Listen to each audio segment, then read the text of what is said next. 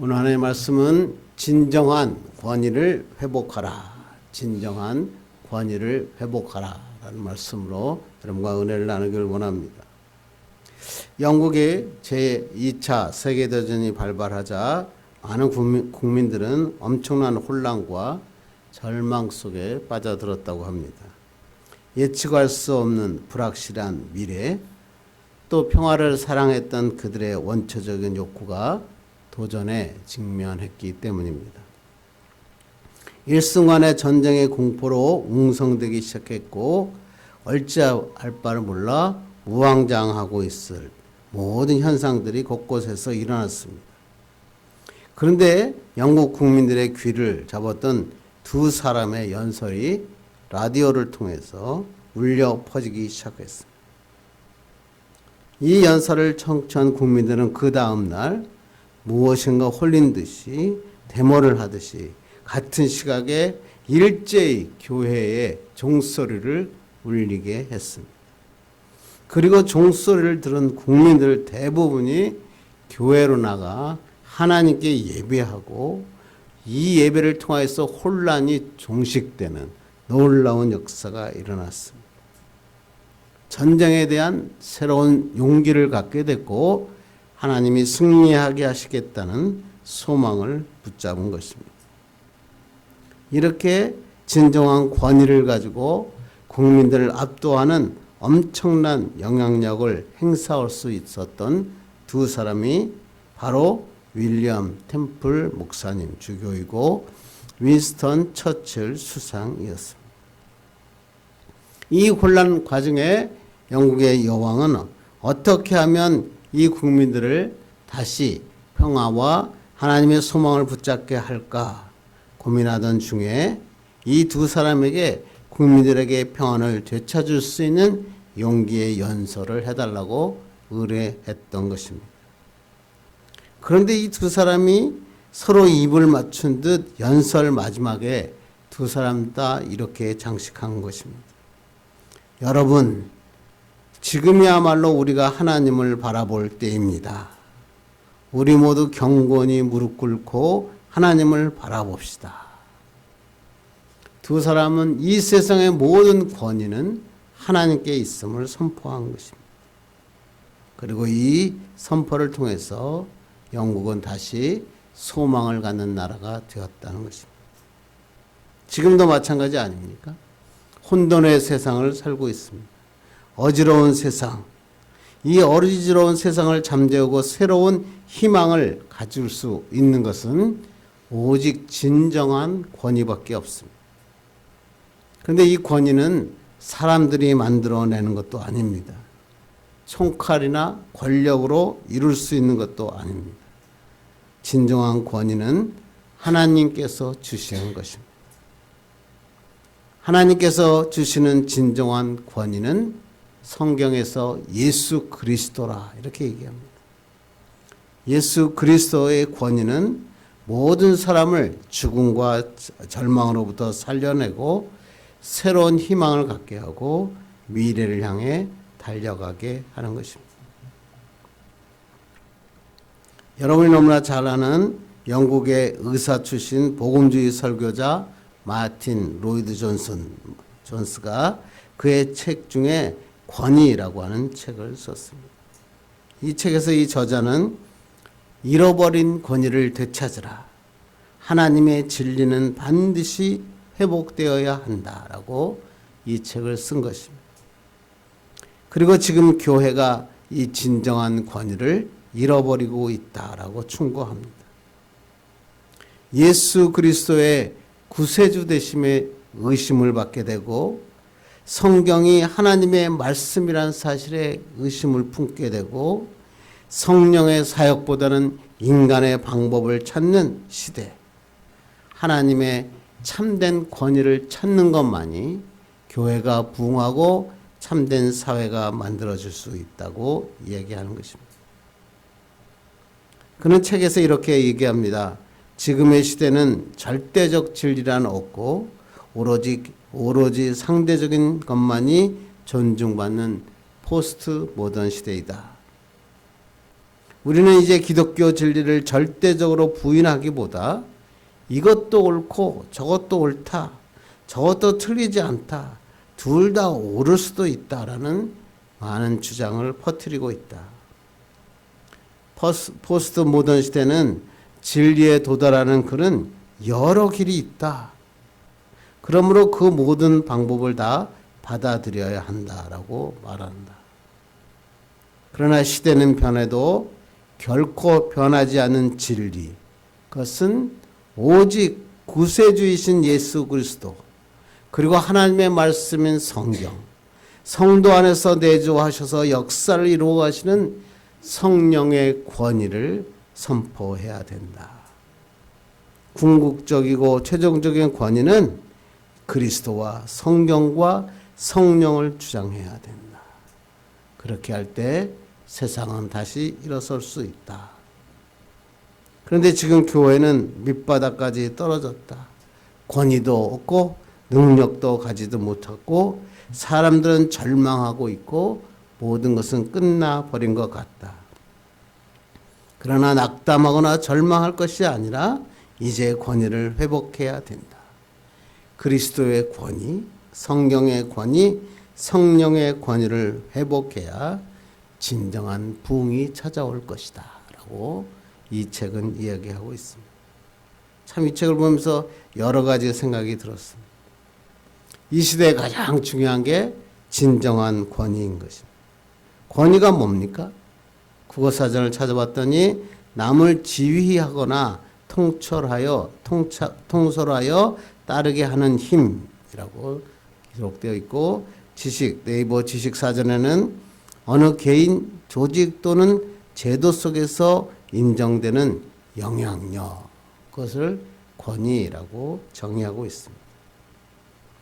그런데 사람들이 갖는 권위는 문제가 있습니다. 사람들이 권위를 가지게 되면 이게 권력으로 변질된다는 것입니다. 그래서 처음엔 권위를 가졌는데 점점 이 권위가 다른 사람을 복종시키고 다른 사람을 지배하려고 하는 힘이 되어서 이 권력 앞에 많은 사람들이 무릎을 꿇게 만든다는 것입니다.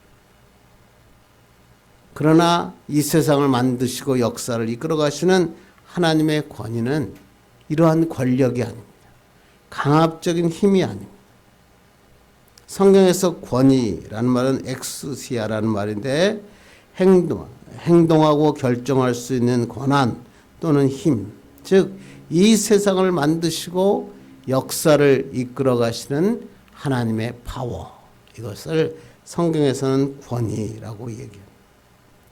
예수 그리스도를 통해서 우리를 구원하시고 말씀을 통해 우리에게 진리를 가르치시고 성령을 통해서 우리의 삶 가운데 역사하시는 것, 이것이 바로 하나님의 권위라고 얘기하는 것입니다. 그러면 우리 이 시대에 살면서 이 예수 그리스도의 진정한 권위를 회복해야 합니다. 이 진정한 권위가 회복될 때 세상은 다시 하나님의 바실레이아, 통치가 있는 나라가 세워질 수 있습니다. 그런데 중요한 건 뭐죠? 그러면 예수 그리스도의 권위는 과연 무엇입니까? 그리고 그 권위가 우리에게 나타날 때 어떻게 이 권위를 회복시킬 수 있습니까? 라고 하는 겁니다. 오늘 본문이 바로 그 말씀입니다. 예수 그리스도의 권위가 무엇이고 이 권위가 회복되면 어떤 일이 일어나는가를 우리에게 보여주고 있습니다.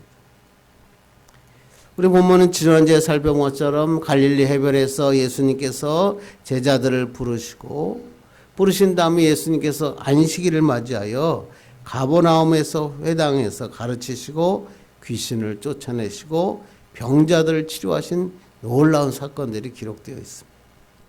21절 보겠습니다. 시작. 그들이 가버나움에 들어가니라 예수께서 곧 안식일에 회당에 들어가 가르치시매. 제자들을 나를 따라오라 부르신 예수님께서 이제 안식일에서 가버나움으로 가셨습니다.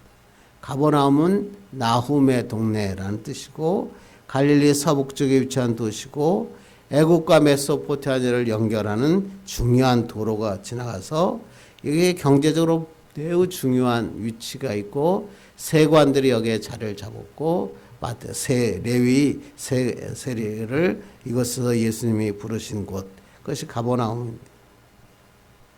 예수님께서 가버나움에 오시자마자 안식일에 회당에 들어가 가르치셨다. 유대인의 안식일은 언제죠? 금요일 해가 질 때부터 다시 토요일 해가 질 때까지를 안식일이라 그럽니다. 회당은 바벨론 포로 시장 아래 성전 대신 모여서 예배를 드리고 하나님의 말씀을 가르치던 곳이 회당이었습니다. 예수님께서는 제자들을 데리고 가버나움에 들어오시자마자 처음부터 회당에 들어가셔서 가르치는 사역을 시작하셨습니다. 당시 회당에서는 다른 랍비들이 그곳에 와서 방문하게 되면 그에게 가르칠 수 있는 기회를 주었기 때문에 그렇습니다. 22절 봅니다. 시작. 못사람이 그의 교훈에 놀라니 이는 그가 가르치는 것이 권위 있는 자와 같고 서기관들과 같지 아니함이라라. 예수님께서 회당에서 가르쳤는데 못사람이 놀랐습니다. 원문을 찾아봤더니 정신을 차릴 수 없을 정도로 압도되었다. 예수님이 가르치셨더니 정신을 차릴 수 없을 정도로 압도되었습니다. 예수님께서 가르치시는 것이 권위 있는 자와 같고 서기관들과 같지 않았기 때문이다 라고 기록하는 것입니다. 서기관이 누굽니까? 바벨론 포로기 이후에 율법을 베껴 써서 보존하고 해석하고 가르치는 아주 율법의 전문가들입니다. 이 사람들은 자기의 선배 랍비들로부터 온 해석을 인용해서 가르쳤고 이 하나님의 말씀을 전달했습니다. 그런데 그들은 뭐죠? 하나님의 말씀을 전달하는데 그쳤다는 거예요. 그런데 예수님께서 이 하나님의 말씀을 가르치니까 하나님의 말씀의 권위가 나타난 거예요. 이 하나님의 말씀이 생명의 말씀으로 그들에게 다가왔다는 것입니다. 누가복음 봤더니 그들은 예수님이 옛날에 목수였던 것을 다 알고 있었습니다. 그런데 목수 출신인 그가 어떻게 이렇게 권위 있는 말을 전할 수 있는가 놀랐다라고 하는 것입니다. 그렇게 하나님의 말씀을 전하고 있는데 23절 봅니다. 시작. 마침 그들의 회당에 더러운 귀신 들린 사람이 있어 소리질러 이르되. 예수님께서 이렇게 권위 있는 말씀을 하시는데 마침 더러운 귀신 들린 자가 회당에서 소리를 질렀습니다. 마침 마가복음이 제일 많이 쓰는 단어죠. 곧이라고 하는 유디스라는 단어입니다. 예수님께서 가르치는 시간에 그 귀신 들린 자가 숨어 있다가 예수님이 가르치니까 소리를 친 겁니다. 더 이상 숨어 있지 못하고 소리를 치며 대항한 것입니다. 그러자 예수님께서 어떻게 하십니까? 25절 복음입니다. 시작. 예수께서 꾸짖어 이르시되 잠잠하고 그 사람에게서 나오라 하시니. 귀신에게 잠잠하고 그 사람에게서 나오라 라고 외치십니다. 예수님께서 귀신을 쫓아내기 위해서 주술을 행사한 것도 아니고 어떤 마술적 방식을 행사한 게 아닙니다. 그냥 말씀으로 꾸짖으셨다 그렇게 얘기했어요. 그 사람에게 나오라 그랬어요. 그러자 그 귀신 들린 사람이 경련을 일으키고 귀신이 나옵니다. 그 사람 상하게 하고 다치게 하지도 않았습니다. 예수님이 한 말씀 앞에 이 마귀는 무력해졌고 귀신은 그 사람으로부터 영원히 결별하게 되었다는 것입니다. 그러자 27절 28절입니다. 시작. 다 놀라 서러움으로 이르되 이는 어찌미냐 권위 있는 새 교훈이로다. 더러운 귀신들에게 명한즉 순종하는도다 하더라. 예수의 소문이 곧 온 갈릴리 사방에 퍼지니라. 사람들은 가르침의 권위에 놀라고 있는데 두려울 것도 놀라고 있는데 하나님께서 예수님께서 이제 그에게 귀신 들린 자에게 귀신에게 나오라 이렇게 귀신 들린 자가 노임을 받았습니다. 자기네들이 여태껏 경험했던 그런 역사가 아니온 것입니다. 새로운 기적, 이적을 그들은 쳐다본 것입니다. 그래서 그들은 말하기를 권위 있는 새 교훈이도다. 더러운 귀신들도 그 명령 앞에 순종하는구나. 이 놀라운 소식이 곧 온 갈릴리 지방에 퍼졌다라고 얘기하는 것입니다. 본문이 왜 기록되어 있을까요? 예수님께서의 이 권위가 과연 무엇이고 이 권위를 통해서 어떠한 일을 예수님께서 이루셨는지 우리에게 알게 하라라고 말씀하신 것입니다. 그러므로 이제 너희도 예수 그리스도의 이 권위를 회복하는 자가 되어라, 이렇게 말씀하신 것입니다. 그렇다면 오늘 예수님께서 우리에게 보여주신 진정한 권위는 무엇이고 어떤 일이 있는지 오늘 본문을 다시 한번 살펴보면서 은혜 받기를 간절히 바랍니다. 첫째는 말씀의 권위를 회복해라. 예수 그리스도의 진정한 권위를 회복하기 위해서는 성경은 항상 무엇보다도 먼저 말씀의 권위가 회복되어야 된다, 이렇게 얘기합니다. 22절 보겠습니다. 시작. 무사람이 그의 교훈에 놀라니 이는 그가 가르치는 것이 권위 있는 자와 같고 서기관들과 같지 아니함이러라. 무사람이 예수님의 가르침에 놀랐어요. 정신이 차릴 수 없을 정도로 압도되었어요. 그 예수님이 가르치는 자가 권위 있는 자와 같고 서기관들과 같지 않았다, 이렇게 기록되어 있는 거예요. 여기서 쓰인 단어가 바로 권위, 엑스시아라고 하는 거고, 행동하고 결정할 수 있는 능력.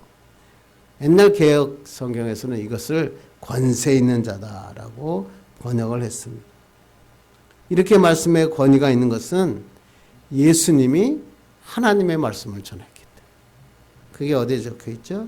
요한복음 14장 10절 보겠습니다. 시작. 내가 너희에게 이르는 말은 스스로 하는 것이 아니라 아버지께서 내 안에 계셔서 그의 일을 하시는 것이라. 예수님의 말씀이 권위 있는 말씀이 된 것은 하나님이 안에 계셔서 말씀하셨기 때문이다. 당시 서기관들은 율법을 연구하고 가르치고 그리고 그것을 갖다가 해석하는 해박한 사람이었어요. 열정적으로 가르쳤다 그래요, 당시 서기관들은. 그런데 그들의 가르침이 공허한 소리였어요. 왜? 진정한 율법의 목적이 무엇인지를 몰랐기 때문에. 그래서 율법에서 보이는 여러 가지 형태만을 가르쳤다는 것입니다. 그런데 예수님은 달랐다는 거예요. 예수님이 복음을 전하니까 사람들이 가슴이 흔들리고 귀가 열어지고 정말로 하나님의 진리 가운데로 인도하는 겁니다.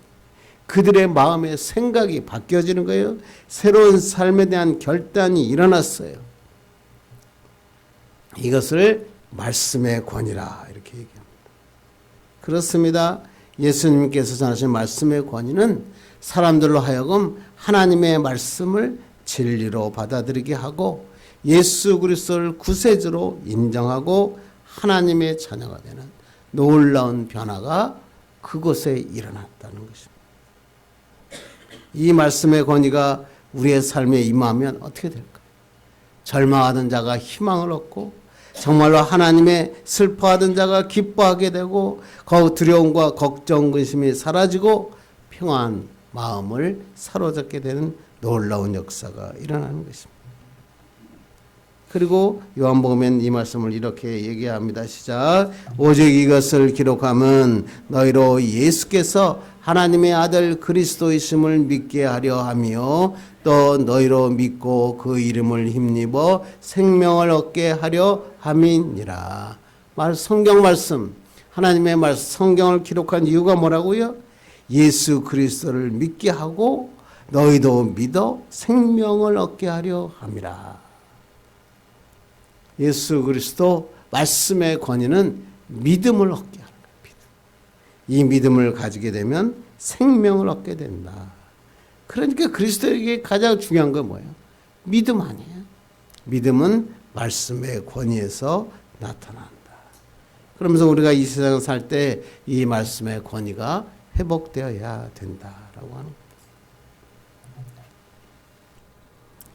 너무나 유명한 배너, 윌리엄 와일드 감독의 배너, 1959년 제작할 때 엄청난 많은 기록들을 남겼죠.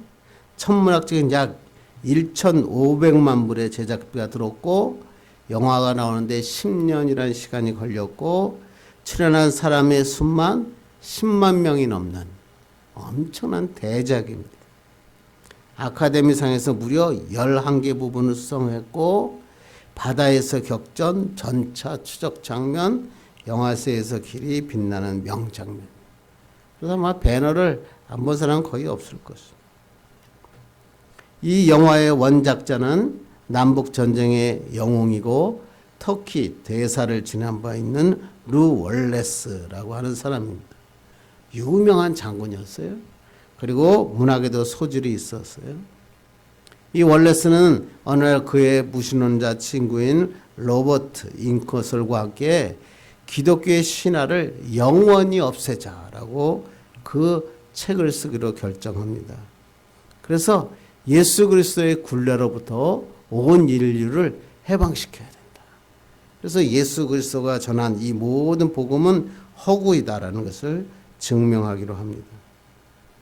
월레스는 유럽, 미국의 유명한 도서관을 다니며 자료를 수집하고 예수님에 대한 얘기가 허위라는 것을 주장하면서 책을 쓰기 시작합니다. 그가 책 1장을 쓰고 제2장의 첫 페이지를 쓸 때 갑자기 월레스가 무릎을 꿇습니다. 그렇고 이렇게 얘기합니다.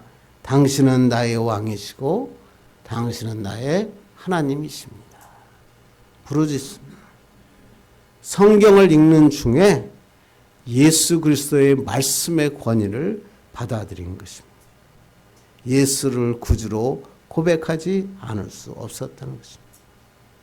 그는 다시 연구 끝에 예수님의 살아계심에 대해서 확신하게 되고 나는 더 이상 나를 속일 수 없다라고 외칩니다. 그 사건이 있은 후 2주부터 소설 배너를 쓰기 시작합니다. 부제가 그리스도의 이야기입니다.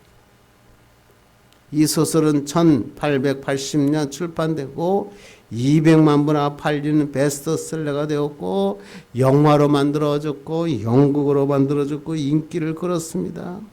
예수님을 다룬 가장 뛰어난 문화작품 중 하나가 되었습니다. 어떻게 이 월레스가 이런 부류의 명작을 쓸 수 있었습니까? 말씀의 권위 앞에 넘어졌기 때문에. 말씀의 권위 앞에 진리 앞에 무릎을 꿇을 수 있는 진실한 자세 때문이었다고 합니다. 말씀의 권위가 우리 앞에 오면 누구도 무릎을 꿇지 않을 수 없는 것입니다. 그래서 말씀만을 받아들이면 당신은 나의 왕이고 당신은 나의 하나님이십니다. 고백하지 않을 수 없습니다. 말씀의 권위만 회복되면 인생이 바뀌어지고 하나님을 향해 돌아서는 자가 되는 것입니다. 또 한 사람이 유명한 사람이 있죠. 도스토옙스키. 러시아의 대문호가이죠. 그의 아버지는 전직 육군 군의관이었어요. 근데 난폭하고 알코올 중독자였습니다. 도스토옙스키가 16살 때 아버지가 농노들과 심히 다투다가 그가 보는 앞에서 살해당합니다. 이 무서운 충격으로 인해서 그는 간질병에 걸립니다. 28살 때 반역수로 사형수가 됐고 사형정으로 끌려가는 시베리아 열차에서 장교 부인들이 사형수들을 위해서 따뜻한 음료수를 나누어 주었습니다. 한 장교가 도스토옙스키에게 더운 차를 내밀었습니다. 그러나 그는 눈앞에 죽음을 앞둔 상태에서 그 뜨거운 차를 마실 이유가 없었습니다. 그것을 거절했습니다. 그러자 장교의 아내는 가슴 속에서 작은 책 한 권을 그의 손에 쥐어줬습니다. 이 책은 신약 성경이었습니다. 도스토옙스키는 움츠크 감옥 속에서 죽음을 기다리며 그 장교 부인이 자기에게 주어진 이 조그만 책, 신약 성경을 읽었습니다. 그 말씀을 읽다가 하나님 예수 그리스도를 만납니다. 소망의 빛을 보게 됩니다. 그는 형 미가엘에게 이렇게 편지를 씁니다. 형, 나는 다시 태어났고 이제 다시 최고에 이를 겁니다. 바로 지금 죽은 사형수인데도 불구하고 미래에 대한 소망을 가지고 있는 것입니다. 성경을 읽다가 예수님을 만나고 새로운 사람이 되었습니다. 그리고 그는 이렇게 씁니다. 누가 내게 그리스도는 진리가 아니라고 증명한다고 하더라도 나는 예수 그리스도와 함께 있고 싶다. 나는 어떤 세상의 진리보다도 차라리 예수와 함께 있고 싶다. 신앙 고백합니다. 소망의 신앙이 생깁니다. 미래의 사형수가 미래에 대한 소망을 가진 것입니다. 그래서 그는 사형장에 끌려갑니다.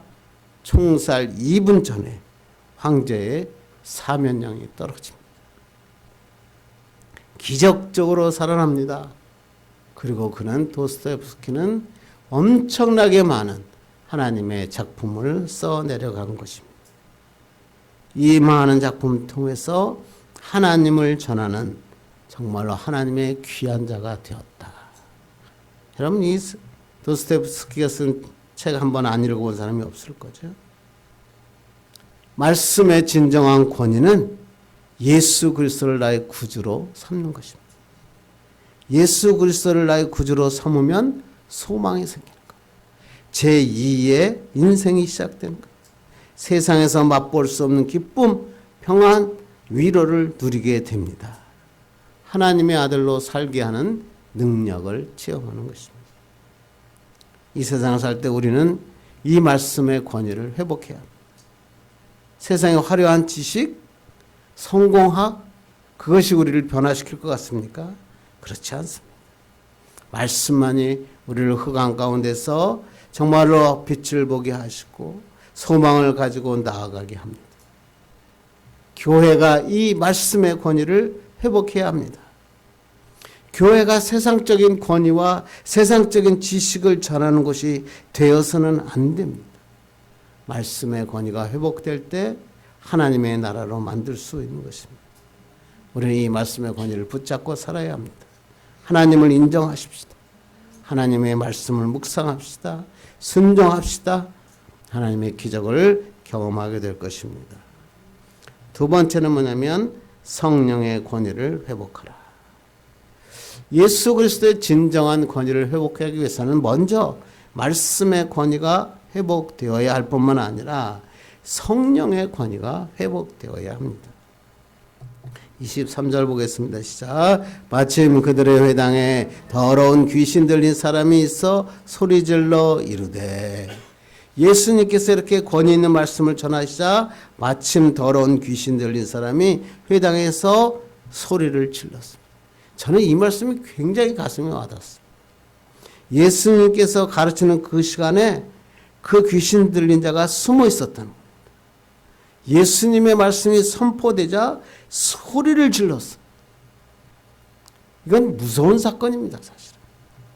오늘 한번 24절 보겠습니다. 시작. 나사렛 예수여, 우리가 당신과 무슨 상관이 있나이까? 우리를 멸하러 왔나이까? 나는 당신이 누구인 줄 아노니 하나님의 거룩한 자니이다.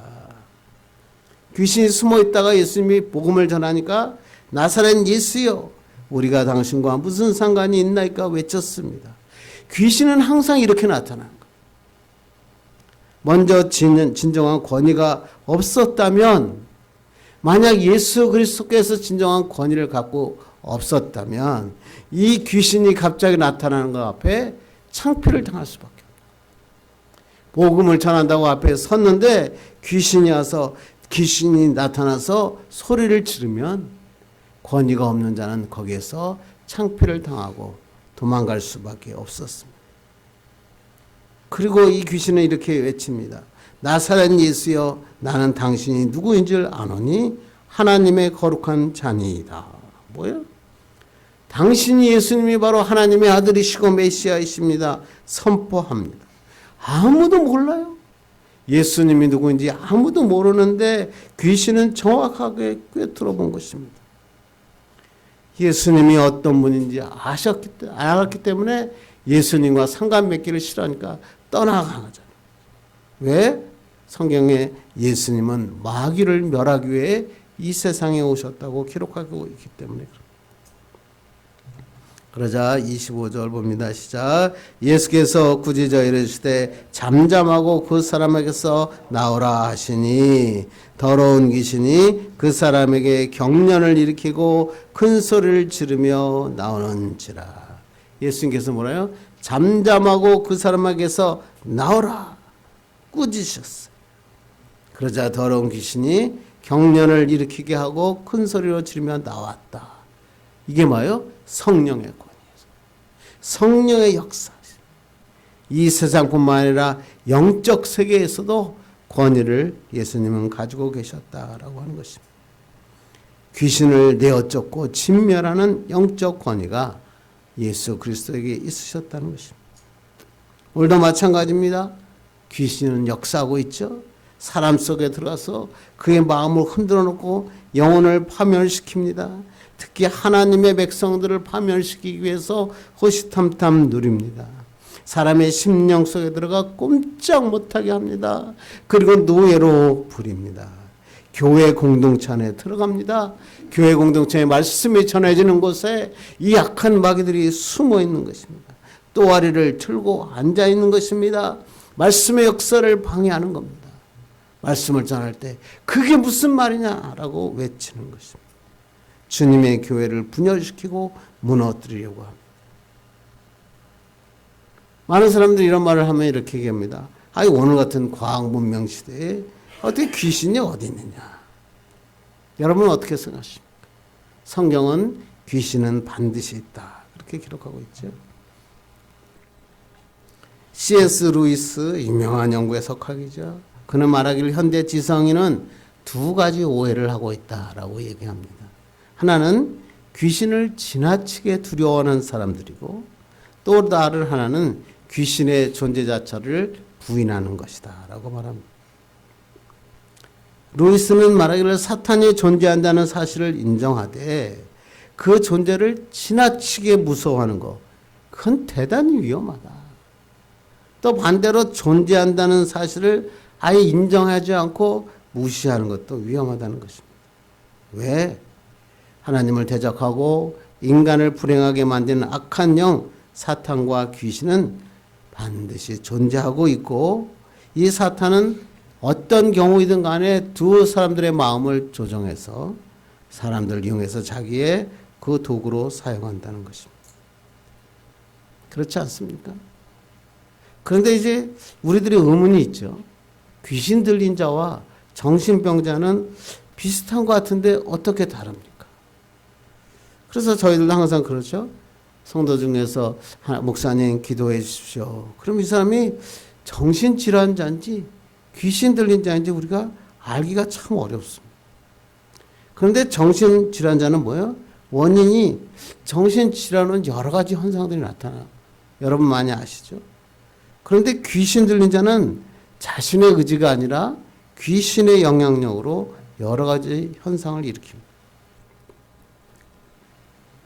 그래서 여러분들 잘 알고 있는 정신과 의사 이무석이라고 하는 교수가 귀신 들림과 정신질환자의 차이점을 4가지로 설명을 했습니다. 첫째, 귀신 들린 자는 초자연적인 능력이 있다. 정신질환자하고는 좀 다르게 이 귀신 들린 자는 아주 초자연적인 능력이 있어서 이상한 소리를 듣기도 하고 이상한 힘을 발휘하기도 한다는 거죠. 두 번째, 귀신 들린 자는 분리적 개성, 즉 자아 정체를 갖고 있지만 정신질환자는 현실적인 대화가 불가능하다는 것입니다. 세 번째는 귀신 들린 자는 예수 그리스도의 능력으로 급속히 치료할 수 있다. 넷째, 정신질환자는 어린 시절 사랑의 결핍이나 성장 과정의 아픔으로 발생하지만 귀신 들린 현상은 그건 영과 관계가 있다는 것이죠. 그러니까 갑자기 영이 들어와서 갑자기 이상한 현상을 나타내고 있다. 증상은 비슷한데 원인이 틀려요. 그래서 귀신 들린 자는 영적 세계와 관계 있다.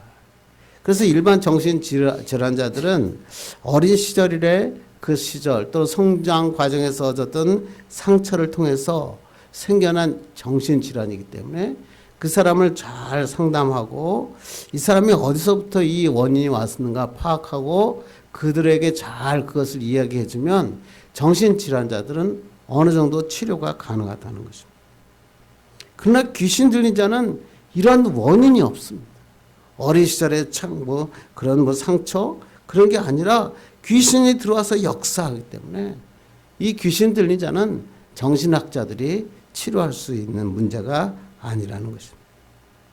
그리고 이모석 교수는 이야기하기를 귀신 들린 자는 우리가 치료할 수 있는 게 아니라 예수 그리스도 성령의 권위를 통해서 치료할 수 있습니다. 그렇습니다. 악한 마귀는 사람들에게 갑자기 들어가서 영적으로 혼란하게 돼요. 예수를 그렇게 잘 믿던 사람, 예수님을 부정하게 되고 악한 일의 도구로 사용됩니다. 멀쩡한데 그의 말에 여러 가지 영적인 혼란을 가져오게 됩니다. 그런데 예수님께서 오늘 어떻게 하셨어요? 성령의 권위로 꾸짖으신 거예요. 재갈을 멀리시고 물리쳐 주시는 것이죠. 그러므로 우리는 두려워할 필요가 없는 거예요. 귀신아 와봐라. 예수 그리스도와 함께 하시면 모든 것을 이길 수 있다 라고 하는 것입니다. 그리고 예수님께서는 승천하시며 올라가시면서 우리에게 이 성령의 권위를 주셨어요. 제자들 보세요. 이 초대교회 성도들 제자들은 이 성령의 권위를 막 나타냈잖아요. 예수님이 오시고 승천하시고 난 다음에 초대교회 베드로가 성전 미문 앞에 안진뱅이를 고칠 때 뭐라고 합니까? 은과 금은 내게 없거니와 내게 있는 이것을 내게 주노니 나사렛 예수의 이름으로 일어나 걸어라. 그러자 어떻게 했어요? 안진뱅이가 일어나 걸으며 뛰면서 찬양했다. 그랬잖아요. 그게 뭐예요? 성령의 권위. 성령의 권위는 귀신을 쫓아내는 것뿐만 아니라 병을 고치는 역사까지. 그래서 마가복음 그 다음에 베드로 장모의 치유 사건과 병 고치는 사건들을 계속 기록하고 있어요. 이것이 바로 성령의 권위다라고 얘기하는 것입니다. 그래서 로이드 존스 우리가 앞에 살펴본 로이드 존스는 권위라는 책에서 교회의 권위를 회복하라. 그리스도의 권위, 성경의 권위, 성령의 권위를 회복하라. 이것이 진정한 부흥이다라고 얘기하는 것입니다. 이제 말씀을 맺으려고 합니다. 우리에게 가장 중요한 것은 진정한 권위를 회복하는 것입니다. 예수 그리스도가 나의 구세주이시다. 성경이 하나님의 살아있는 말씀이다. 성령이 나의 곁에서 항상 역사하시고 하나님의 나와 함께 하신다. 이것을 회복하게 되면 인생이 바뀌어지는 것입니다. 그런데 많은 사람들이 그리스도인들이 교회가 이 진정한 권위를 잃어버려고 하고 있습니다. 세상에 주어지는 권위를 자꾸만 찾으려고 해요. 큰 거, 높은 거, 돈, 그 다음에 높은 지위에 오르는 거, 그것 때문에 사람들은 살아갑니다. 교회마저도 그렇습니다. 그랬더니 교회가 커지고 교회가 힘이 있어지니까 세상이 변화질 줄 알았더니 하나도 변화시키지 못하는 겁니다. 세상에 물들어 버린 거예요. 하나님의 교회가 세상에 물들어 속해 버리고 있는 것입니다. 하나님께서 오늘 우리에게 말씀하십니다. 그러한 세상의 권위 찾지 말고 예수 그리스도의 진정한 권위를 회복하라. 말씀이 살아 숨쉬고 성령의 역사가 일어나는 것이 너의 인생 가운데 계속 경험되기를 원한다. 하늘도 우리에게 말씀하고 있습니다. 우리도 이 하나님의 놀라운 진정한 권위를 회복해서 초대교회에 주셨던 성령의 역사를 우리의 삶 속에서 느끼고 우리의 자손들에게 남겨주는 축복의 사람 되기를 주님 이름으로 축원합니다.